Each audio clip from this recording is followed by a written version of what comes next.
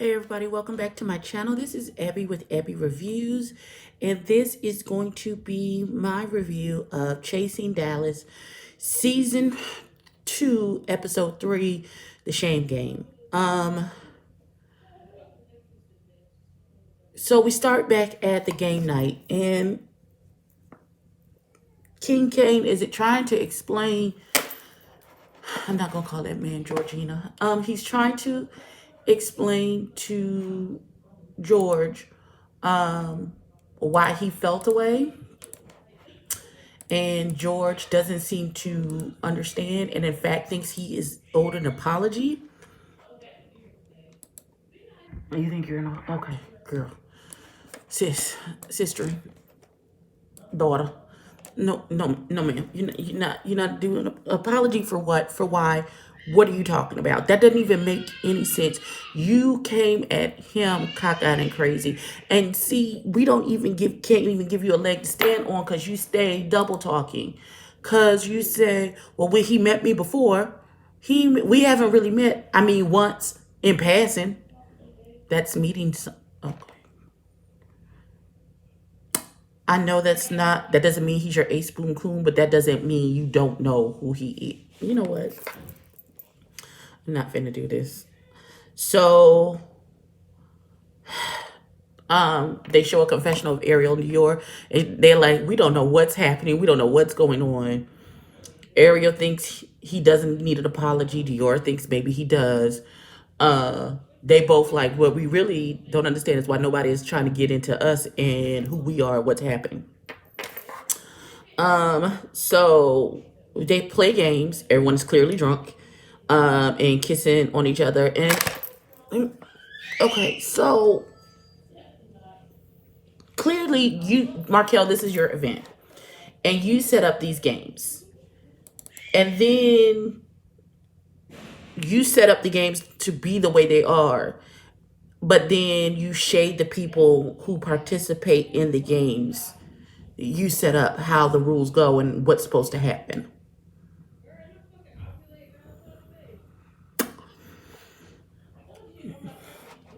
That just don't make no damn sense. I don't understand. Like, so there was apparently they playing some kissing game. Markel is standing there. Carrie D is the person who's supposed to be kissing whoever. I guess they're supposed to guess who you're supposed to kiss. I don't know. They didn't explain the rules. They just showed two clips of him kissing two different people. First person he kissed is King Kane. Second person he kisses is Rock. Markel gets his behind, and I know he's probably going to see this, and I love you, but this doesn't make no damn sense. You take your butt onto the confessional and be like, why did he kiss Rob?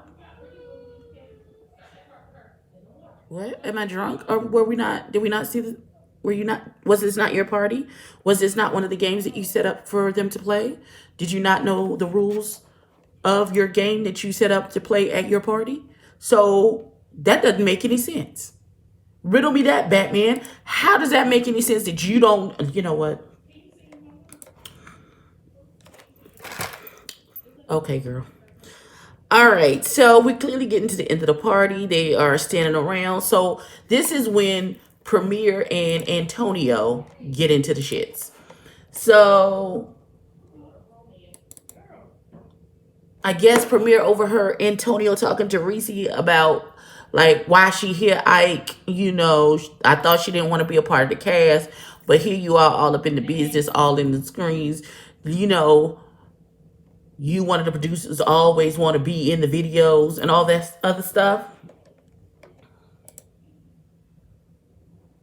What is this?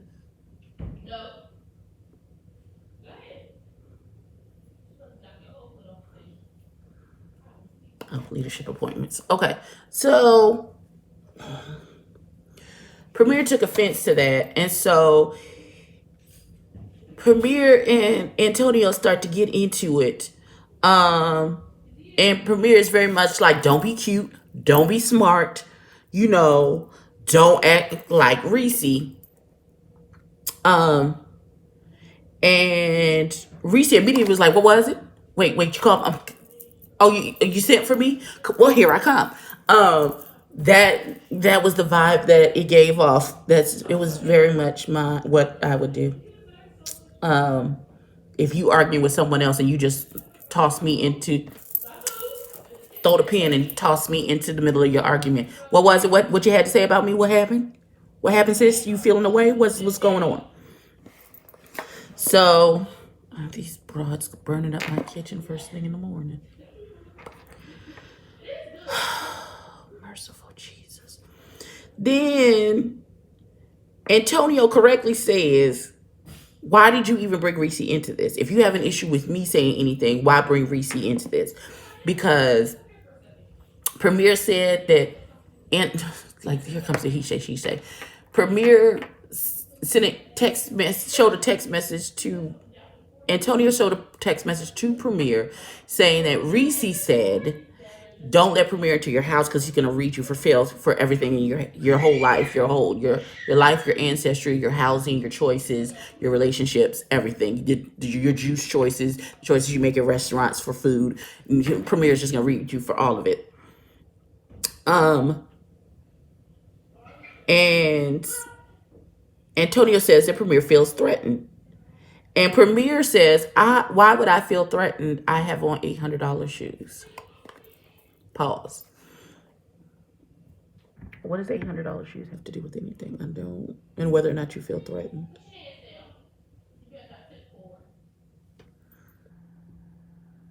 Riddle me that, Batman. What okay.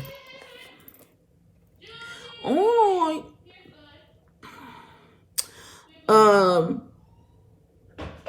I literally put, what the fuck?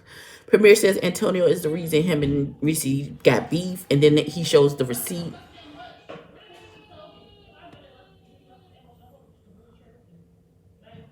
I'm sorry, okay, I gotta cut somebody out when I'm done with this. Excuse me. He shows the receipt of the text message. And then again, he says he wears $800 shoes, which again makes no sense in the context of what's happening. I don't understand what the price of your shoes have to do with anything. Because you have $800 shoes, you better than somebody? Like, that's not...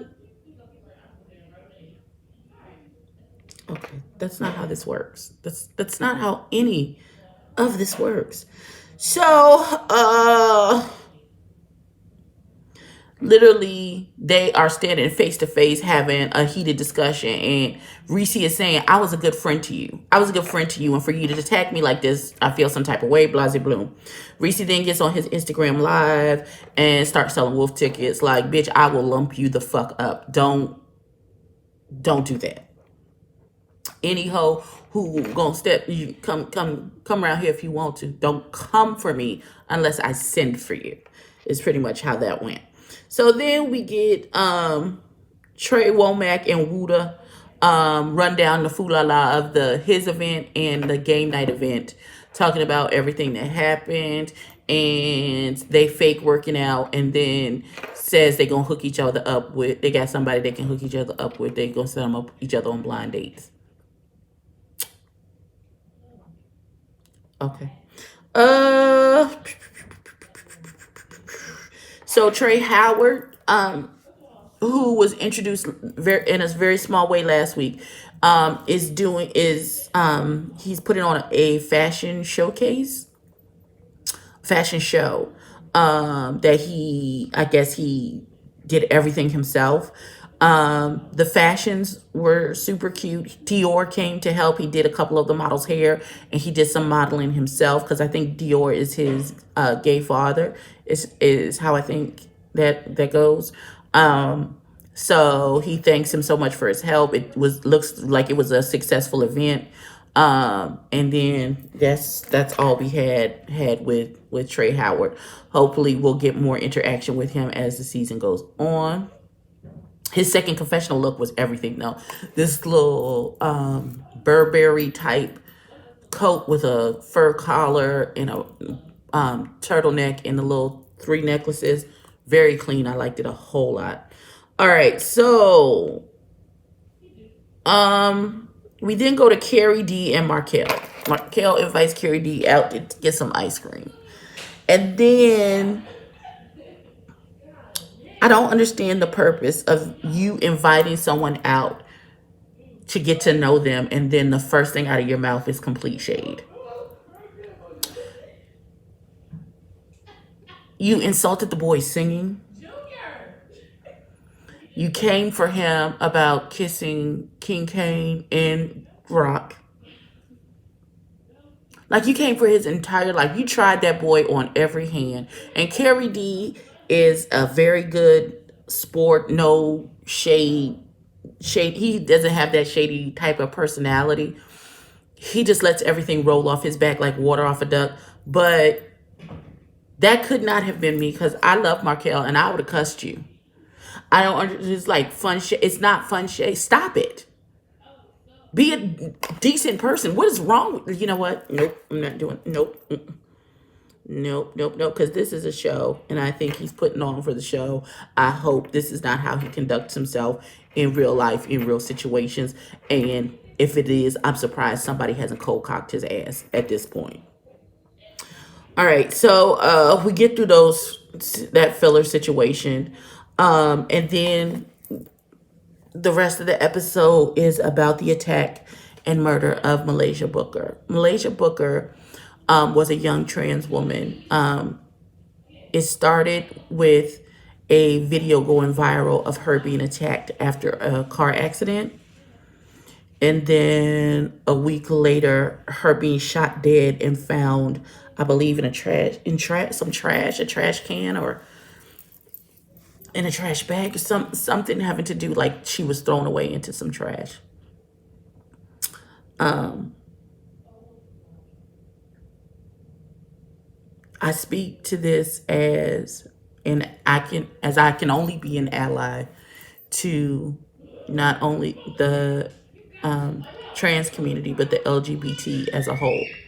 Having a daughter who is on the spectrum,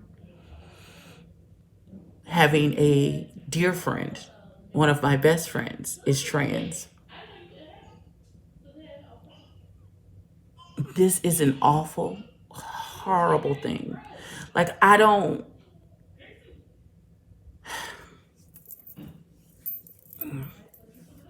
Like, it's physically upsetting because they not doing nothing to y'all. Why is you bothering them? Let them live. If it's listen.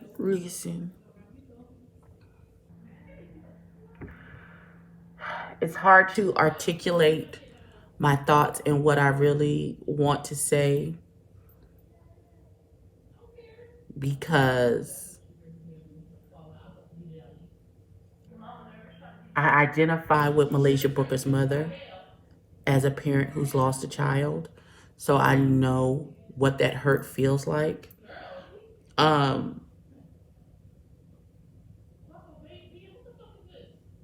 But that very real struggle, they just want to live their lives. That's it. That's all. They're not asking you to do anything. They're not listen, just let them live their lives.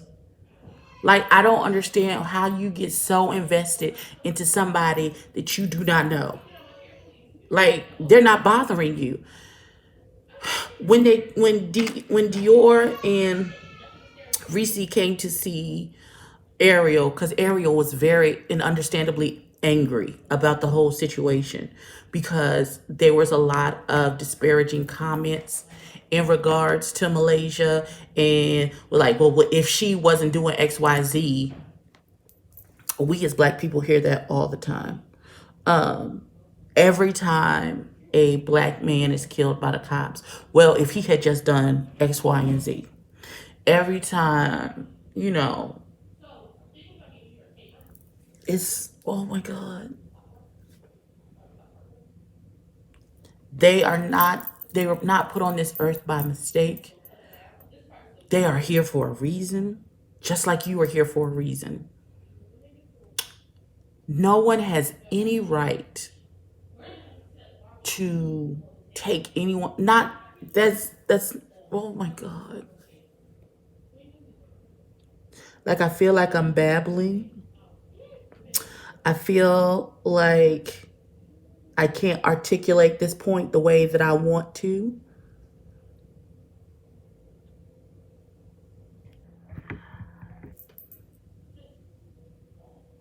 And then Dior comes on and he says that right around the time that Malaysia had been found, like a couple of days before, one of his trans daughters had been beaten and robbed and left on the side of the road for dead. All that girl was doing was putting her groceries in the car. You can't listen. It's bad enough that we as a people, and I'm talking of people of color, literally can't seem to be able to do anything without it being an issue. We can't breathe. We can't go into our apartment complexes. We can't walk down the street and bump somebody. We can't drive down the street. We can't be on the side of the road changing our tire.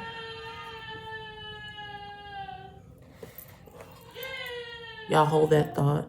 Y'all hold that thought one good time. Y'all just hold that good thought. Hold that thought, babies. Just hold that.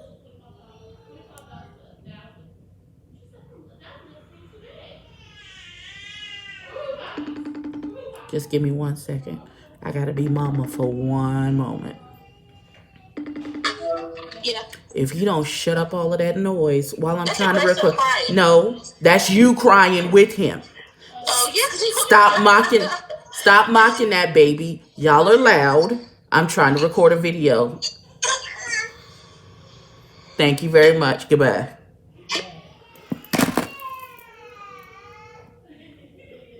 I don't like children.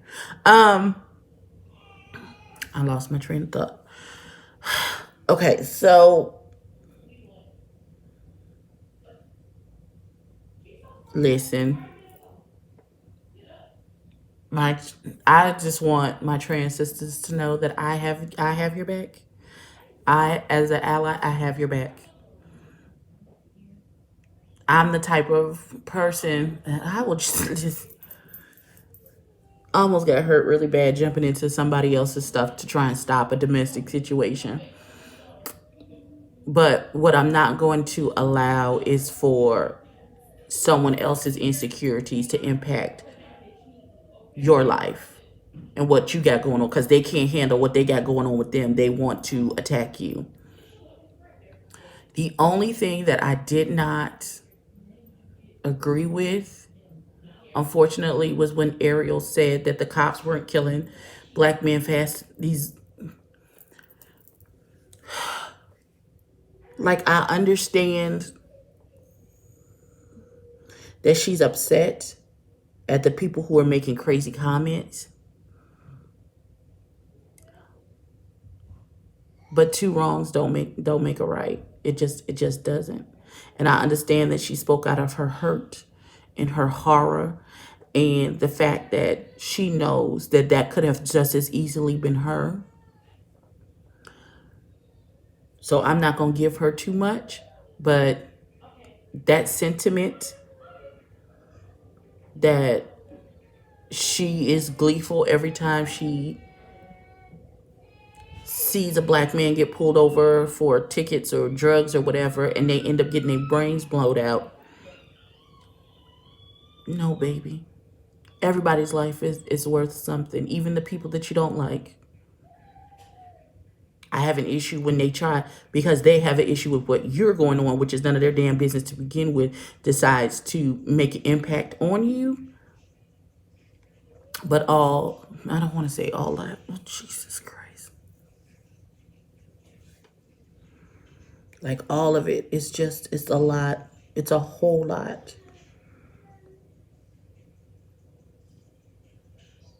And I don't, the only no way I know, I don't have any resolve to fix it, except for my trans sisters to continue to live your lives out loud. There's nothing wrong with you. There's nothing to be ashamed of. It's your life, and you live it how you need to live it for you to be happy. And if anybody else don't like it, fuck them. They'll be all right. They will be all right. Because I know me, I'm not going to change who I am fundamentally as a person to appease someone else. That I'm not going to do. I'm just not. And I shouldn't. And you shouldn't have to. You shouldn't have to. Y'all, this was a whole lot. This was an absolute. It was a whole lot. The last half of this episode was a whole lot. Um,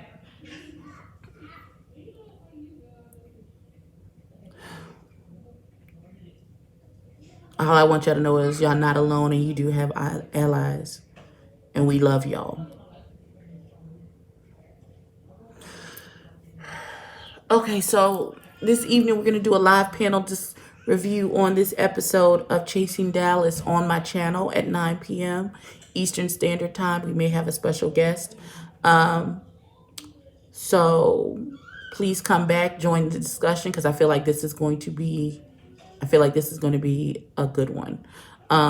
Please like, comment, and subscribe. Please tell a friend to tell a friend. And I will absolutely catch you in the next one. Peace.